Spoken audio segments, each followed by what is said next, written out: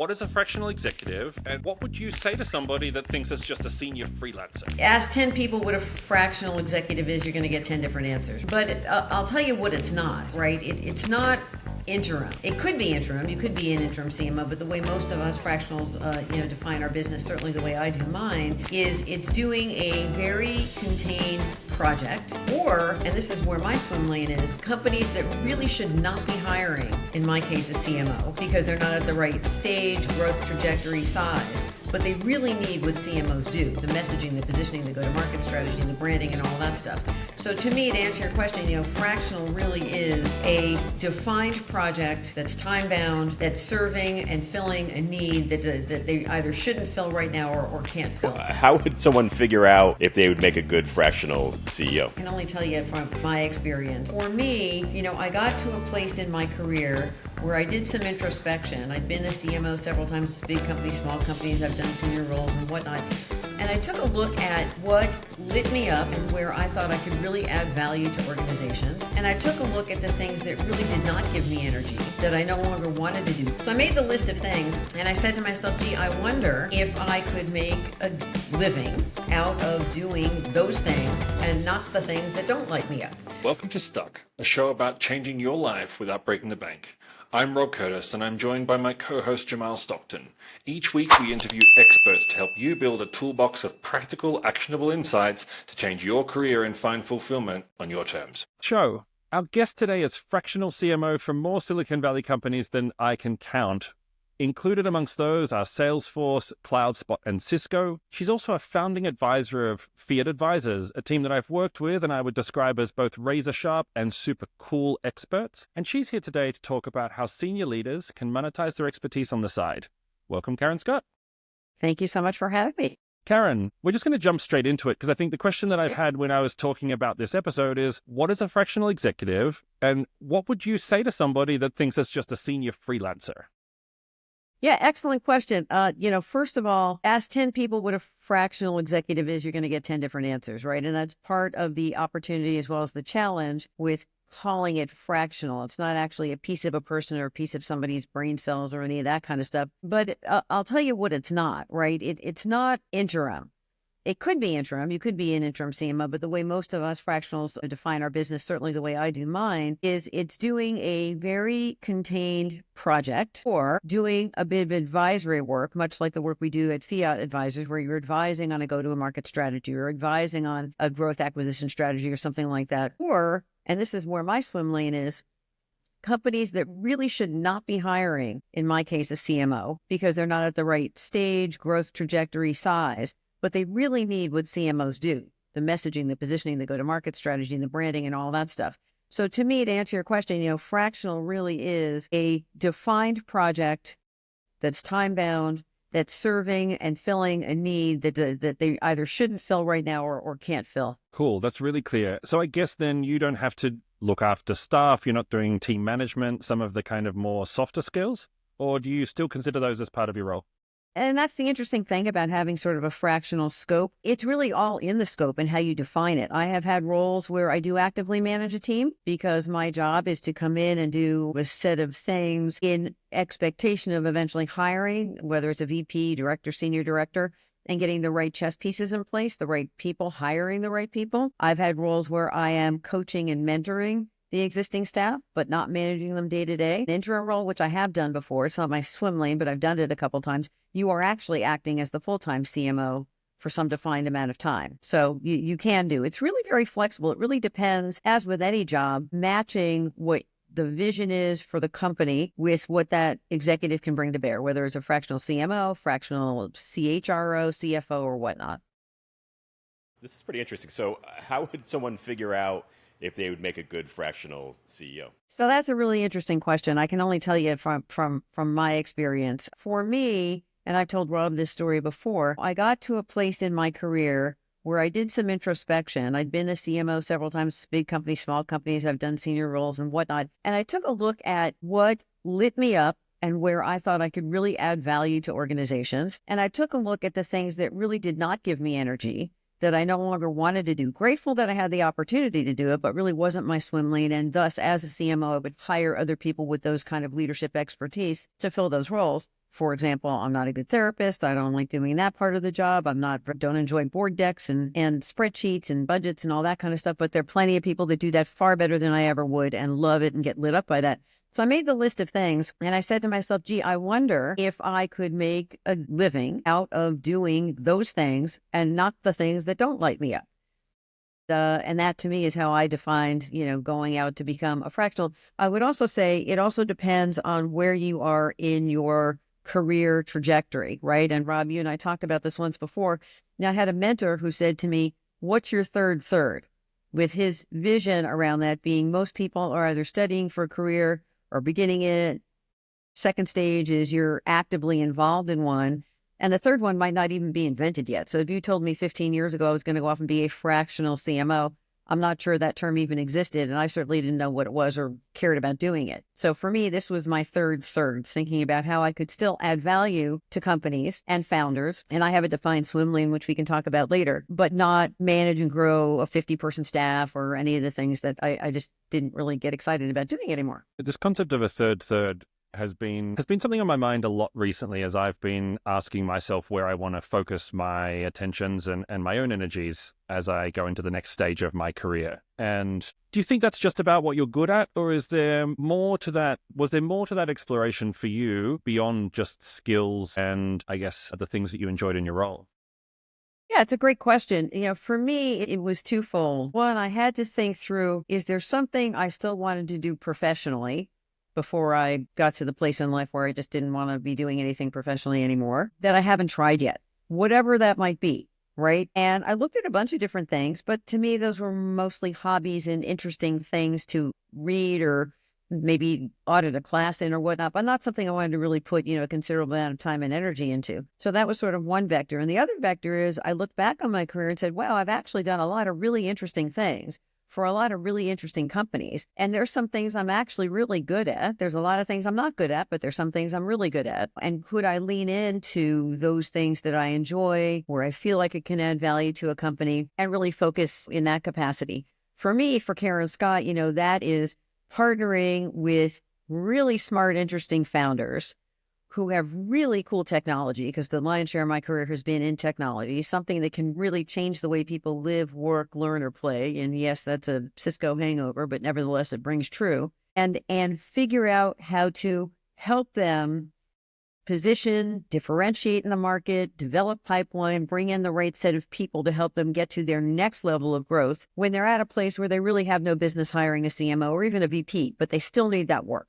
That to me was my sweet spot, or ICP, if you will, right? You have to sort, I guess a third vector on this is I really had to sit down and write my own marketing plan, right? Who is my ICP? What are my skill sets? What am I trying to bring to bear? And what am I not, right? Equally important was doing that reflection in the mirror, saying these are really the things that there's somebody better for you and it's not me. And many times I've referred people. Karyn, what's interesting when someone's trying to figure out when they're leaving a traditional corporate role and you're trying to calculate what's my value, right? What can I charge? What am I worth? How do you go about figuring that out? Yeah, that's an excellent question. And it comes up quite a bit. I'm involved in two, CMO peer communities. One's on Slack and one's on another platform.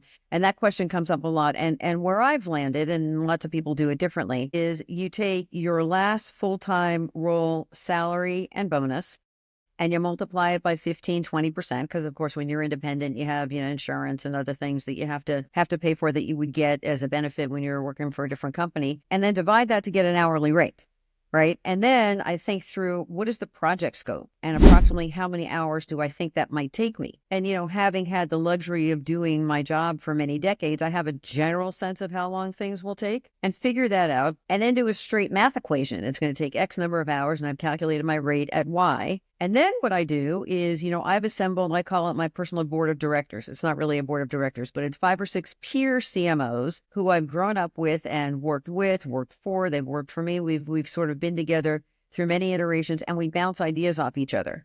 And I would throw it out to them and say, hey, I'll make this up, companies looking for a new product launch.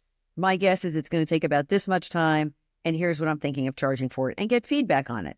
And then oftentimes I post it into one of the two communities I mentioned and get their feedback for it too, right? And that sort of ends up being the beginning number. As with any job negotiation, there's negotiation, right? You go back and forth. And like with full-time roles, I really see there's three vectors to look at. There's base. What am I going to charge you for this 3-month body of work to launch your product? Going back to that analogy or that example. Second is maybe there's a performance bonus. Maybe I take down my hourly rate and take down the value of the scope and say, hey, if I perform and I hit all the defined goals and metrics and timeline and pipeline and whatever else we're looking at, you'll pay me 15% of what the pot is, as the performance bonus. And if I fail, then I don't get it. And in some companies, especially earlier stage companies, you can also negotiate equity as part of your compensation too.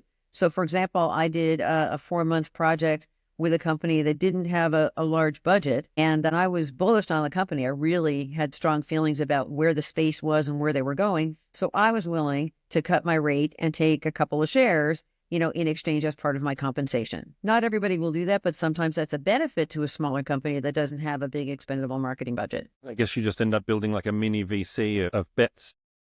You could. I mean, I don't do that often, but if it's a company where I know the space and I really think the technology has legs, you're taking a gamble, as with any kind of stock option, right? Maybe it's worth something, maybe it's, the paper that it's written on.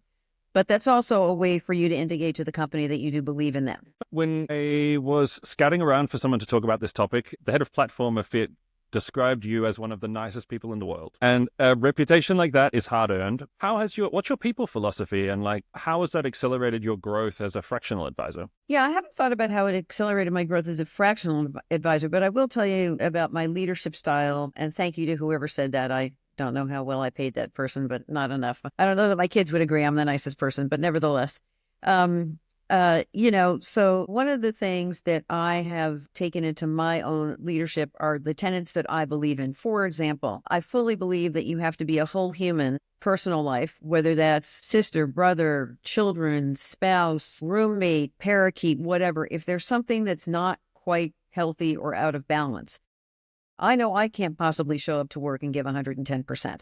So rather than come and fake it and be distracted and all this other kind of stuff, just take the time off. 9 times out of 10, if you have the right boss, and the one time, then you probably have the wrong boss. But most people are compassionate and they want you to come when you're 110%, right? Much like if you're sick. If you're sick, stay home and feel better, and then come when you're 100%. And I've lived that and taken that into my own leadership persona. In fact, I'll tell you a funny story. There was a woman who worked for me, in the high-tech business. Everybody's always wanting to work 7 million hours in the whole 9 yards. She was at work and very stressed out. I said, hey, what's wrong? She said, my sister's having her first baby. It's the first time I'm going to be an auntie. She's in labor. And I looked at her and said, why are you here? What are you doing that is more important than watching your sister have your parents' first grandbaby, your first niece or nephew? This is a bad mistake. You need to leave right now, right? And people appreciate that. I don't know if you call it nice or something else, but it's just, we're all humans at the end of the day. And a company, as good as the technology is, it's all about the people that are in it. And I think people really value a manager, a boss, a peer, a colleague that really understands that, right? I don't know if that answered your question, but No, very, very much. It's always interesting. It's a question that I often ask folks, is to kind of get their sense on how, particularly for senior leaders, to balance outcomes and performance with personnel. And so there's always a balance to strike. So I always find it very interesting. There's to hear always what a people have balance to strike. And, it's a big myth about work-life balance. No boss is ever going to come up to you and say, gee, Rob, gee, Jamal, you've put in enough hours today. Go, you have to create your own boundaries and your own work-life balance. And I have found that people tend to respect that. One of the things I'm very proud of is, with the exception of one time, I never missed going on a field trip for either of my kids, who are both adults now, right? And the one time I had bronchitis. And I was never ashamed of saying, I'm sorry, I can't be there. There's the trip to the Sacramento Capitol happening, and I promised my son. And you know what? He will remember my absence more than anybody would remember my absence from a particular meeting. And I think as a leader, if we can make that a safe thing to do, you will see the employees around you make it a safe thing to do, and they will take that into their leadership. So, for example, the woman I referenced, whose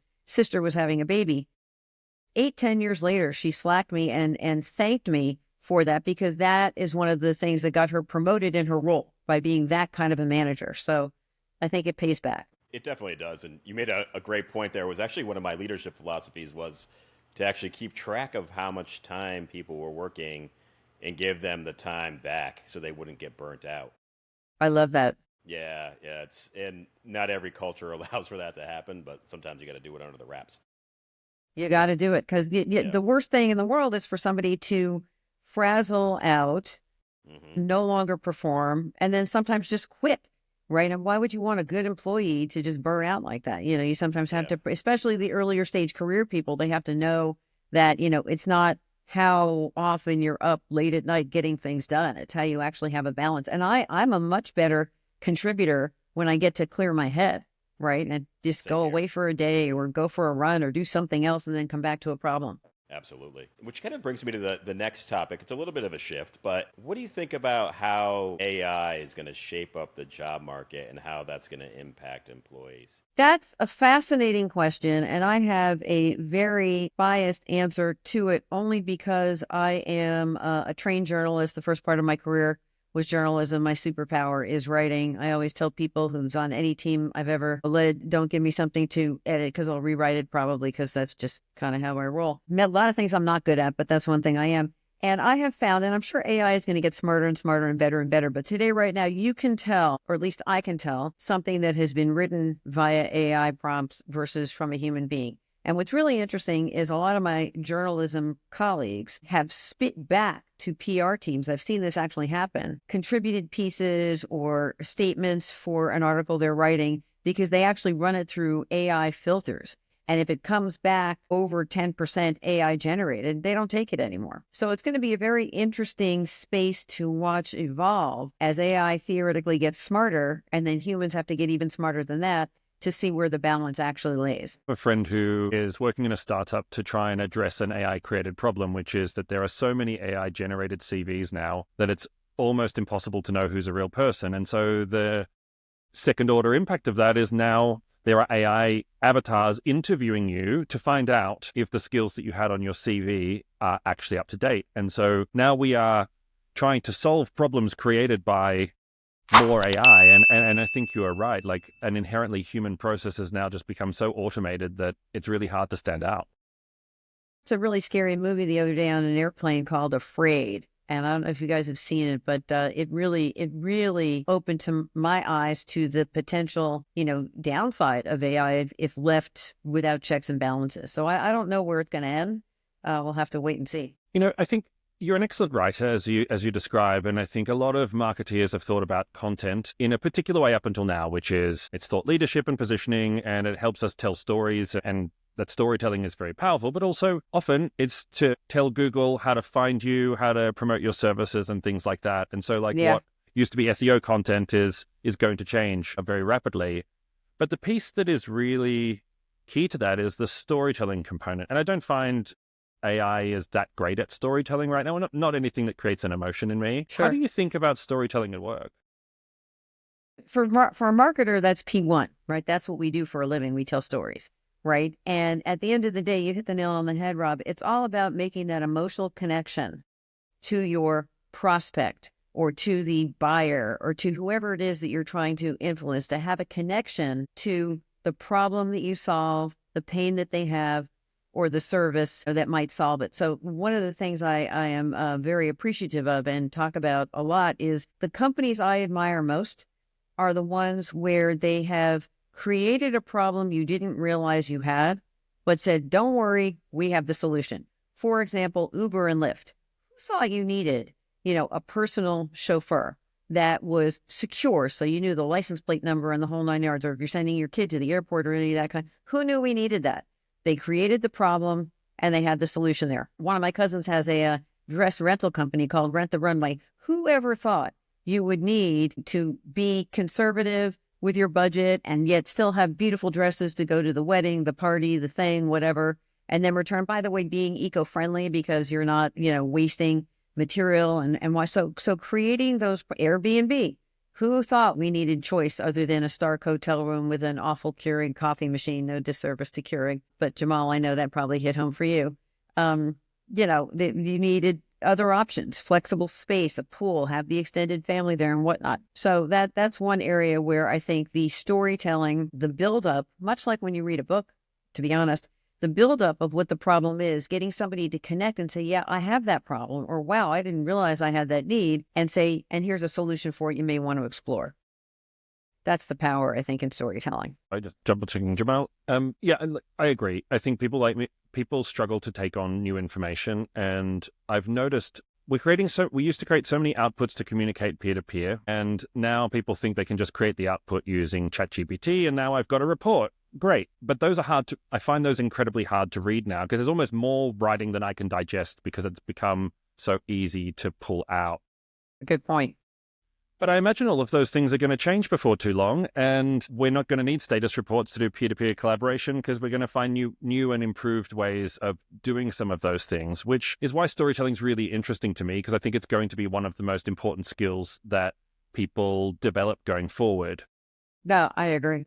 As a marketer, talking to non-marketing folks out there, how can they develop their storytelling skills? Yeah, that's a good question. And I think the answer lies in being authentic and figuring out what your authentic voice is on whatever topic it happens to be. And as people look inward more than outward, I think you can find what that authenticity is. And having that shine through is in itself telling a story. Yes, you may polish it, shape it, or have an editor help you polish it and shape it. But if you think about interviews, if you think about watching 60 Minutes or watching, the best reporters out there, the ones that I admire anyway in my career, my trained career was journalism, are the ones that can help the person they're interviewing show their authentic self. And that's where the story, I think, really, really comes alive. I just wanted to make a nod to something you said there, Rob, about peer-to-peer. To Jamal's question about AI, I think peer-to-peer connection and validation and relationships are going to become even more important as AI continues to expand, because you can't replace calling up a trusted 15-year colleague and getting his, her, or their opinion on something as you would some chatbot or whatnot. I know Rob, and I know if I ask him his opinion on something, I know what that actually means. I'm guessing you have some mentees and some people that you've coached over the years. This podcast has attracted a lot of middle management folks who are starting to realize that there's been a pretty big compression in the market. Mm-hmm. A lot of job orchestrations kind of changing. There's less money to spend on pure communication roles. And there's a lot of fear entering the market because particularly in that middle management range, it's taking longer to find jobs. Mm-hmm.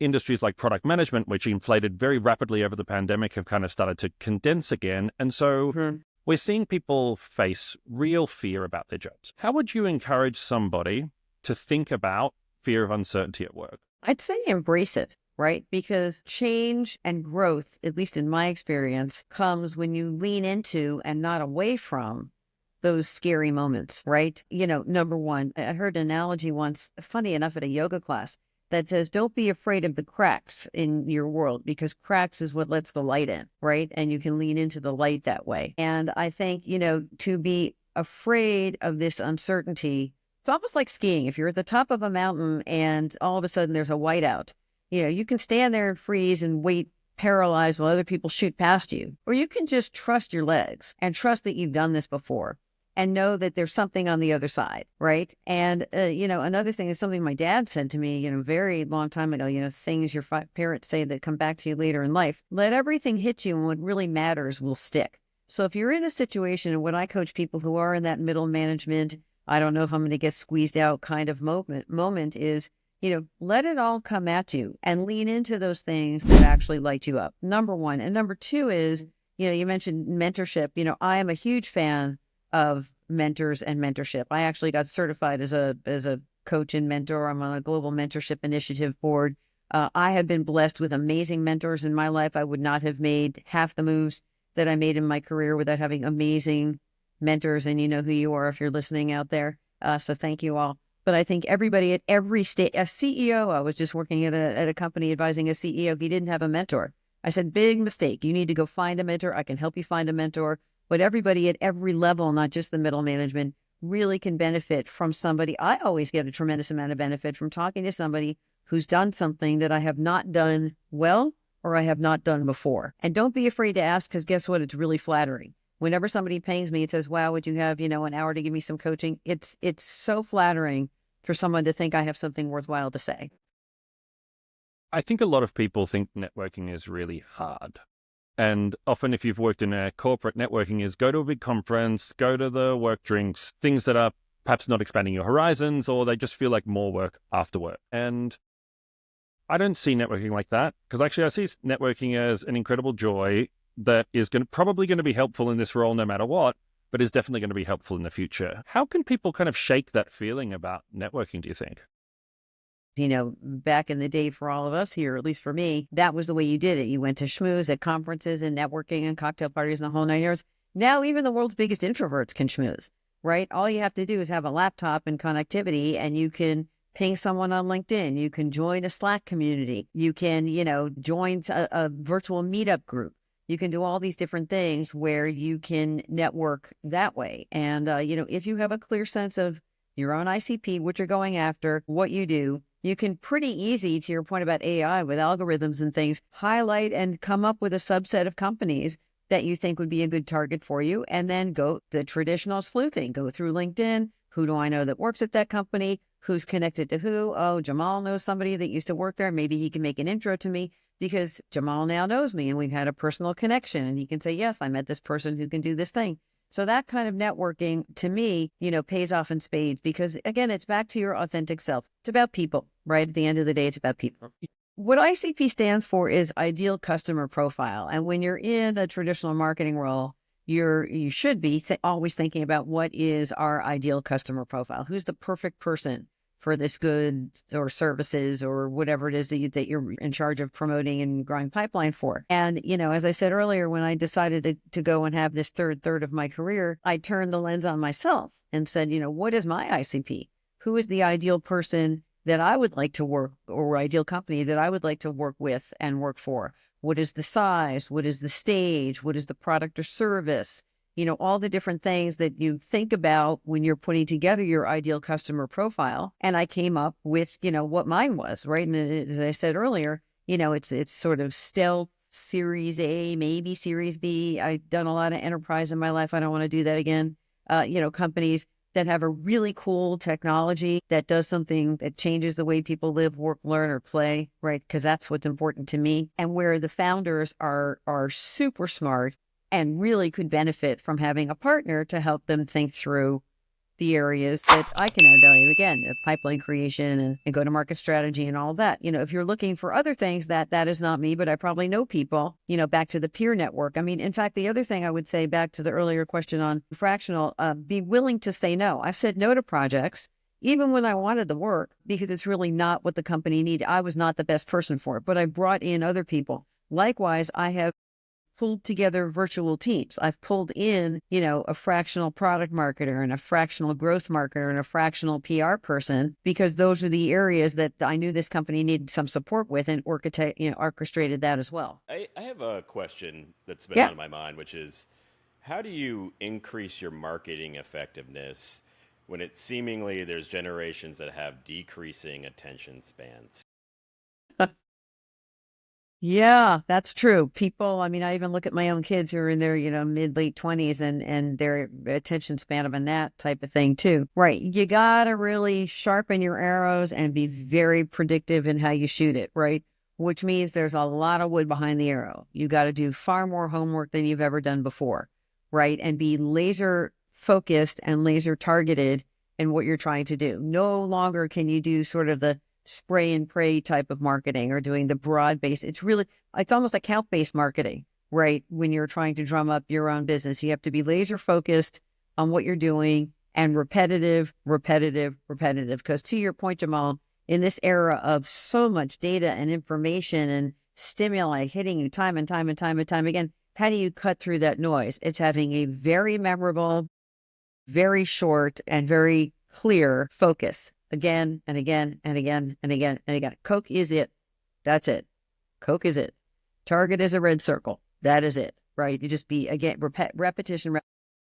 It's super helpful. And I have one more question, and we can cut this one out if you're not comfortable answering it. Sure. Yeah. With DEI under attack. Yeah. How do you feel about including DEI as a marketing strategy? Or are you shifting your position under a different nomenclature or strategy? Yeah, I'll just tell you my own personal perspective. As a woman, which when I was coming up as women, people were over rotating on trying to hit quotas for women. As a Jewish person who has a lot of history of how my family got here and how lots of them didn't quite make it here and the whole nine yards and all. As a woman whose mother remarried a black jazz musician when I was 9 years old. So I was raised by, I am in many ways, a DEI case study in many cases, right? My personal view is I believe I am richer and the world around me is richer when there is a lot of diversity. Now, maybe that's because I was born and raised in Manhattan, the melting pot of the world. I don't know. But I enriched and learn a lot from hearing different perspectives, whether it's religion or culture or any of these kinds of things. So I think that companies are better off when they have a variety of perspectives, right? So that's my baseline. I think the world is a better place. Companies are better companies. I know I'm a better person when I have diverse perspectives and I get to learn and see things through different people's lenses.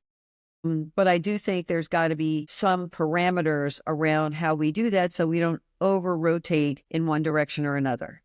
Well, Karyn, this has been really, really great. I'd love to bring this home with something really practical and tactical for our listeners. Is there a book or a thought leader or something that you would recommend to our listeners who are maybe on the verge of making a big change or are really actively thinking and planning about how to make a change and are worried that they are going to just end up repeating similar patterns and maybe need a little bit of help with self-reflection? In preparation for this discussion, I thought through pro tips or lessons learned. And there's sort of 6 things I'll share in my journey being fractional the last several years. I learned a couple things. First of all, do some discovery, but have somebody pay for the proposal. And if you're going to invest more than 3 or 4 times or hours of time into discovering a company, a lot of companies, sorry to say, they will try to milk it and try to get the free advice from a seasoned person. If they're willing to write you a check for 10 hours of work to come up with what that proposal is, then there's probably beef in the taco or avocado for the vegetarians or whatever else. But, do some early due diligence, share reflections, but say, I'd be happy to put together a more comprehensive plan for X amount of dollars. And people are very afraid to say that. They think they're going to lose an opportunity. You usually don't. And if you do, it wasn't one you wanted in the first place. So that was one. Second of all, these are very tactical at this point, but, second of all is make sure you have a really good mutual NDA. There's many of them out there. Go into a community. You don't want to sign a non-compete. Some states like California, it doesn't hold water anyway. But, if you're a fractional, you're going to find that very well may be in an industry. You don't want to do a project just to preclude you from doing a different project at some point in the future. So pay close attention into that. Third is get business insurance. It is not that expensive. I think what I pay from Hiscox, and I'm not promoting them, but that's just who I use, something like $700 a year. But if somebody happens to file a claim, and unfortunately America's fairly litigious, you want to make sure you've got some business insurance there, and you can write it off too. But so many people fail to do that. And sadly, I know of 2 or 3 cases where something has happened and, you don't want to put your family or your savings, at risk. If you do a project, I would highly encourage using the company's laptop. Have them give you one. You'll give it back. It's on loan. But this way, everything you do for that company is on that laptop. None of your personal stuff, back to your comments earlier, Jamal, on technology and AI and all this kind of stuff. I never log into my Gmail. I never do anything that's not for the client on that laptop. I have my own personal device, which I'm using now for personal things. That make sure you have a weekly status report, right? Spend the time to say, Rob, you contracted me to do these things. Here's my progress this week around those things. I've seen many situations go south with people where they're working really hard for 2-3 months. And then all of a sudden someone says, wait, we said, let's do this. That's nice that you did all that. And we were very happy about that. But where's this? And we paid you for this. So make sure there's that constant communication saying, here's where we're tracking. And aligned to that, don't fear scope creep, but take a lesson from the advertising agency where you do a change order. You hired me to do this thing, and now you're asking me to spend some time doing that other thing. I can do that. Let's agree in writing. That's going to be X number more hours, and here's what's going to cost, and then everybody agrees. Too often as fractionals, we almost feel the need to overperform. Sure, you want me to do this? Yeah, I can do it. Sure, you want me to do that? You realize you're not compensated for it, and then you're still being measured on what you signed up for. So don't be afraid to have those conversations to say, yeah, it's kind of like building a house. All of a sudden I want to add a room over the garage. That's great. Here's what it's going to cost. Here's what we have to go do, and whatever else. So those, for whatever it's worth, that's those are really the lessons learned in some cases, and some tips that I think people should think about when they want to go off and be fractional. As with anything, it's all about community, right? Where you live, where you learn, where you play, where you work, and all that kind of stuff. And building those communities keep you alive, I think, in any event. Karyn, this has been amazing. I think there's both a mix of earned wisdom, tactical advice, and enough storytelling there, I think, to help many of our listeners really take away some powerful lessons from your experience. If our listeners want to find you, where could they find you online? Yeah, I'm on all the relevant platforms. So you can find me on LinkedIn at Karyn Scott. You can find me on X. You can find at Karyn Scott, and you can find me on Instagram. So you can find me, wherever you need to find me. Thanks for watching Stuck.